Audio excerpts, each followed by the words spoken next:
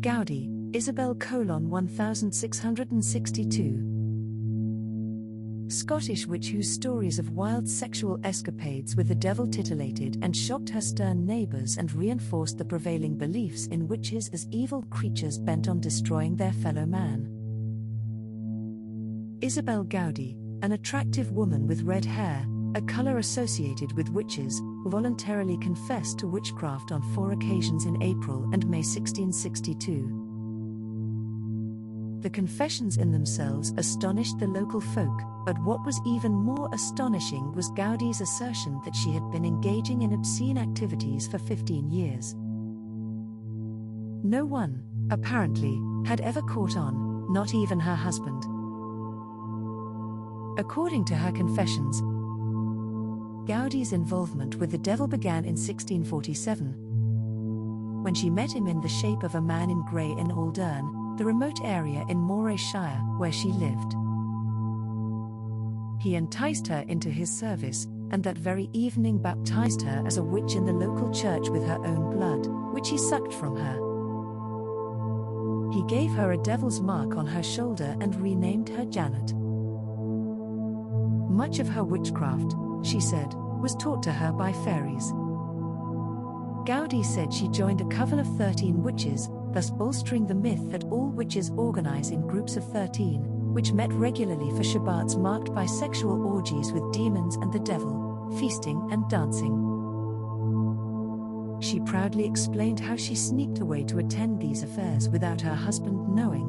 She substituted a broomstick for herself in bed, and he never realized the difference.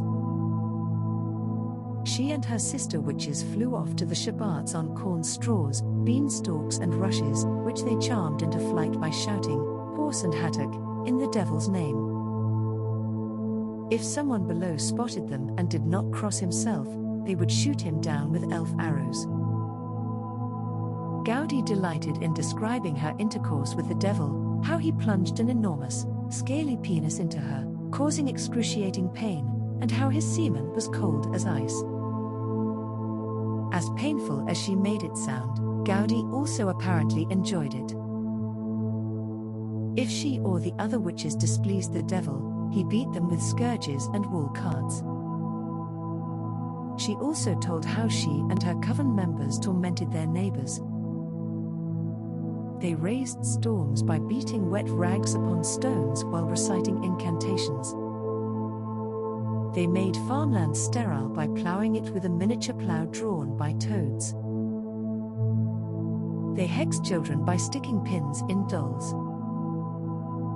They blasted one farmer's crops by digging up the body of an unchristened child and burying it in his manure heap.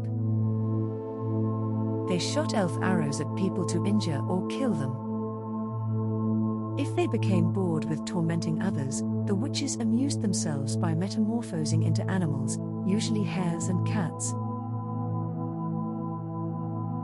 The local authorities had Gowdie stripped and searched for the devil's mark, which they found. The records give no reason as to why Gowdie one day decided to confess these lurid tales, without any prompting or suspicion upon her. Furthermore, she welcomed punishment. "I do not deserve to be seated here at ease and unharmed, but rather to be stretched on an iron rack, nor can my crimes be atoned for, were I to be drawn asunder by wild horses."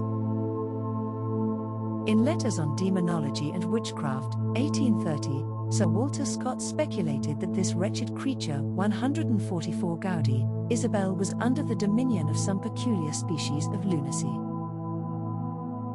In The Occult, 1971, Colin Wilson suggests she was a highly sexed woman with a vivid imagination, who turned to fantasies to alleviate the boredom of a dull existence. At some point, her fantasies became real to her.